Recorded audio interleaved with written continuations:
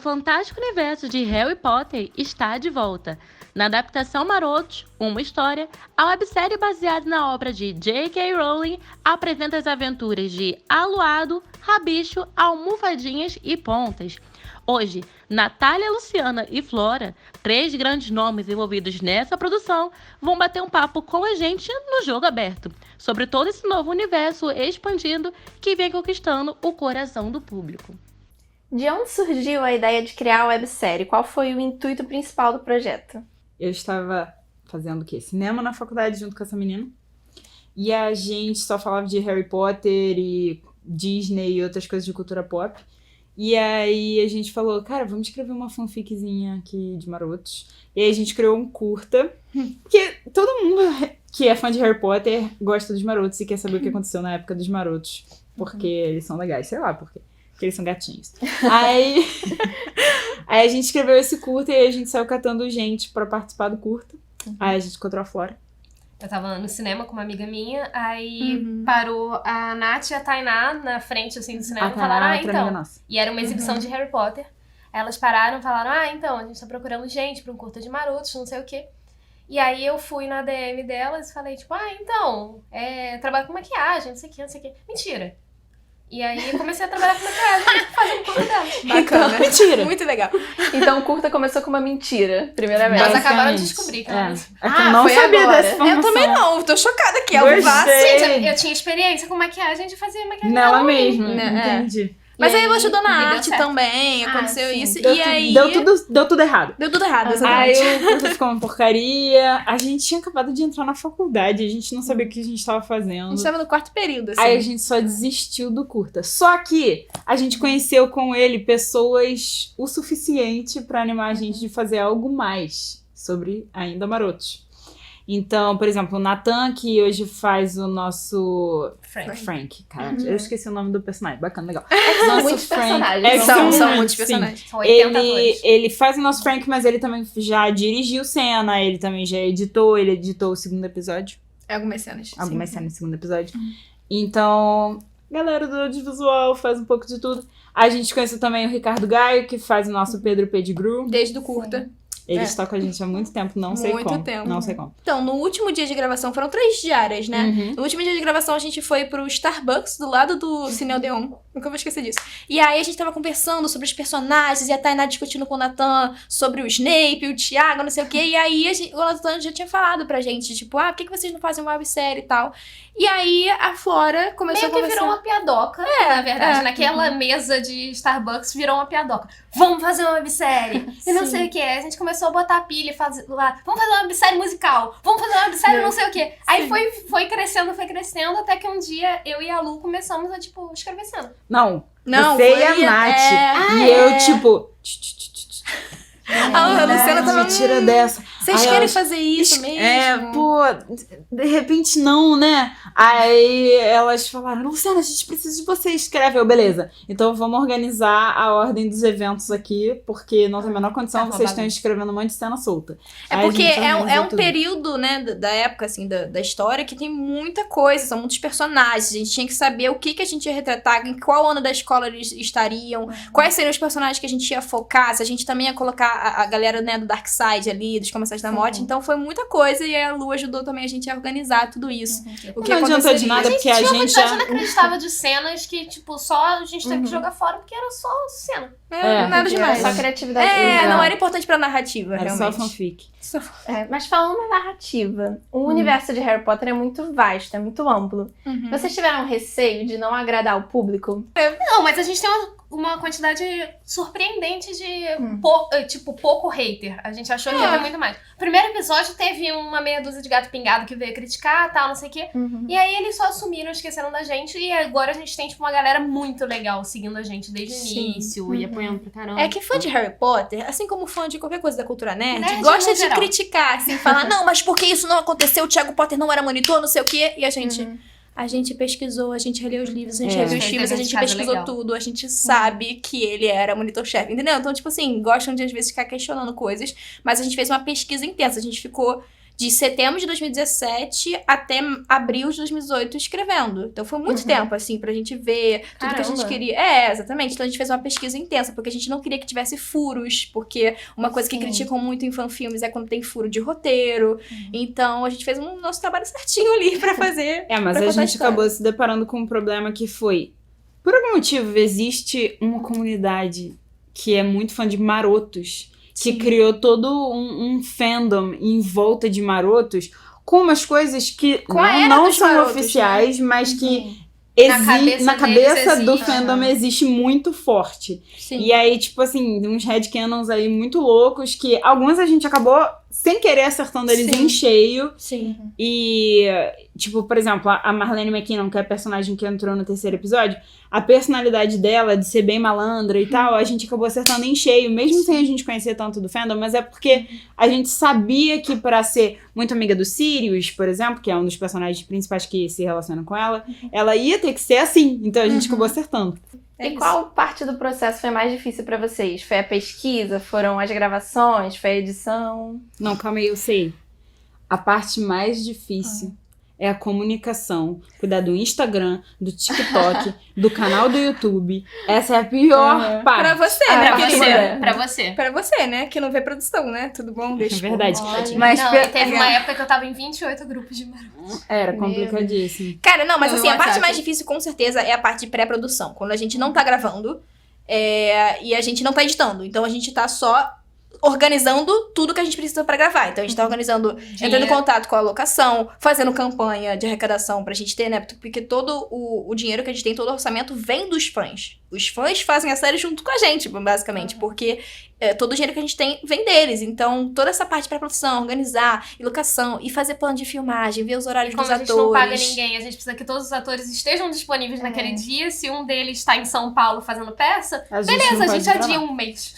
Essa foi porque assim, o projeto é independente, né? Sim. Esse foi o maior receio de vocês na hora de começar e botar em prática? É porque quando a gente começou, a gente era bem inocente. Muito. A gente achou que a gente ia gravar tudo, tipo, numa locação só, em 3, 4 meses e ia acabar. Ingênuas. Duas temporadas. A gente tá...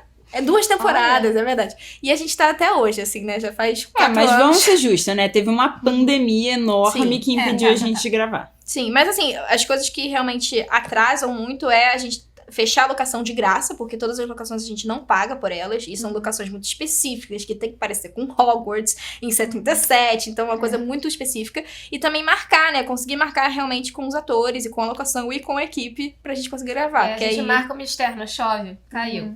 Aí a gente marca numa locação, só que chegou um casamento pra ser na locação, no dia anterior a gente, tipo, tem que aceitar. Eu acho que a parte mais difícil é organizar essa pré-produção, pra organizar mesmo quando a gente vai gravar. Porque a parte de gravar, eu acho que é tranquilo. Eles são muito... A equipe é muito tranquila, é muito unida. Melhor coisa que todo mundo mais gosta é o set. E depois a parte de edição também. Somos eu e Tainá, né? Que somos as diretoras, conversando com e eu fora só falando, gostei, não gostei. E a parte da edição é muito tranquila, da gravação também. A parte mais difícil é a pré-produção, porque a gente sofre. E a questão do casting, pra escolher os atores?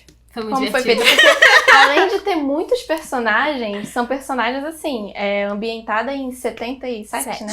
77, então assim, tem toda a caracterização da época também. Primeiro vale falar aqui que nossa equipe de figurino é incrível, maravilhosa, perfeita e nunca errou. Eles nunca erraram. Eles são a única equipe que, assim, eu passo pano para sempre. Nunca errou, nunca teve um atraso, nem nunca encosta. Teve nada. Tipo assim, outras equipes, eles às vezes não entregam as coisas na hora e a gente acaba tendo que fazer as pressas e tal, uma correria. A gente só não se preocupa, o figurino só não existe pra gente, eles fazem o deles, quando a gente chega lá tá tudo pronto. Beijo figurino pra você, legal. Beijo Paula, Natânia, Bel, claro. Mas fazer o casting foi a melhor. Na verdade, elas falaram que o set foi a melhor parte, mas na verdade essa foi a melhor parte. O casting foi muito legal. Sim, foi em abril de 2018. Abril, maio, por aí. As gravações começaram quando? Agosto, setembro. 2018. Gente, meu anjo. Tem um tempo aí. Sim, né? aí em 2018 a gente terminou de gravar o primeiro episódio, lançamos em fevereiro de 2019, e aí a gente lançou o segundo episódio só na pandemia. Caramba. Pois é, 2020. A gente filmou o segundo e terceiro Só que começou a pandemia e aí ainda tinham faltado algumas cenas do terceiro e aí a gente só teve que parar. E aí é por isso que no terceiro episódio, tipo, os atores têm algumas cenas que eles estão mais magros e outros que eles estão menos magros, ou com cabelo assim e depois com cabelo diferente. Imagina uma continuidade de um episódio que a gente gravou algumas cenas antes da pandemia e outras depois, A primeira cena do primeiro episódio, que eles estão sentados na escada... segunda cena, acho. Não, eles estão sentados na escada conversando, o Thiago tá de gorro, e aí o Sirius puxa o gorro do Thiago, o cabelo dele tá todo... Aquilo ali é porque o João Pedro, na véspera, vira... Então, vou fazer uma novela na Record...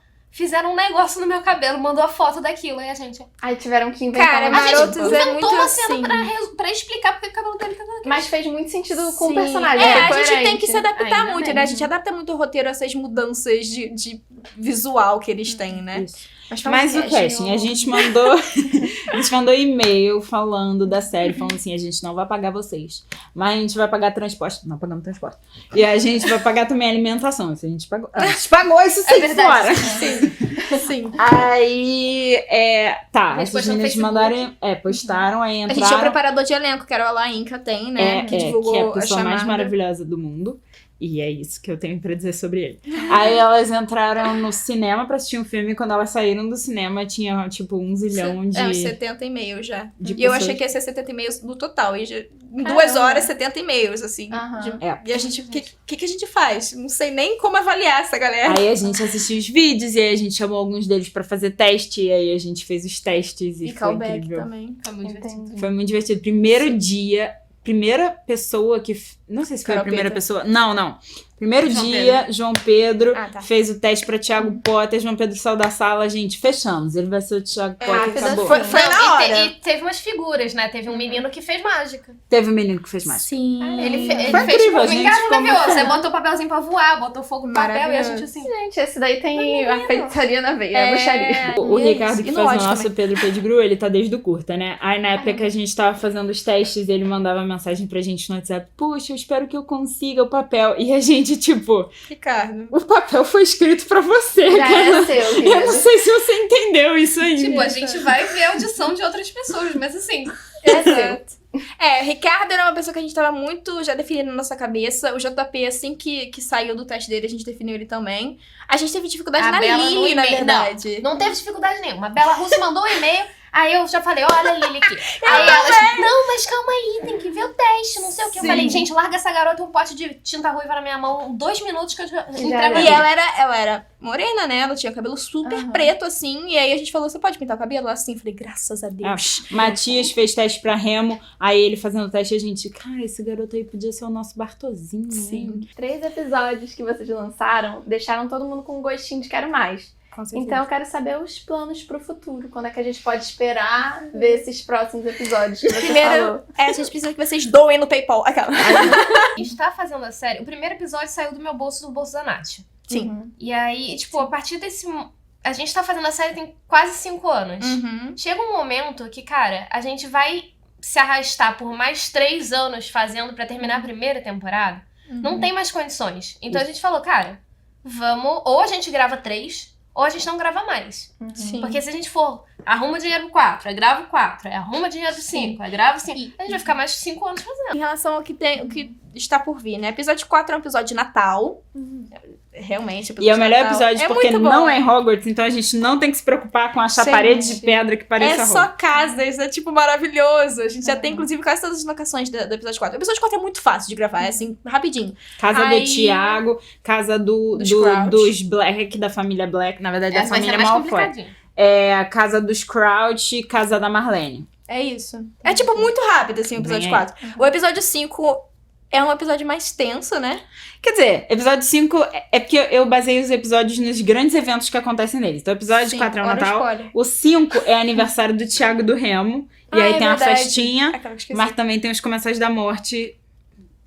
Coisas muito tensas acontecem. A partir do episódio 4 tem muito mais Comensal da Morte e parte do Darkseid. Assim, tem a Bellatrix, tem a Narcisa, tem toda essa galera, cara, que é tem assim, Voldemort, exatamente, aparece. Bem, e o episódio 6 é meio que o final, mas a gente tem um epílogo depois, que é só, né? Na verdade, é porque assim, episódio 6, eu diria que é o que acontece o clímax da série, porque... E o 7 é o wrap-up, assim. É, exatamente. Isso. Porque no 6, a única batalha de fato que acontece no 6.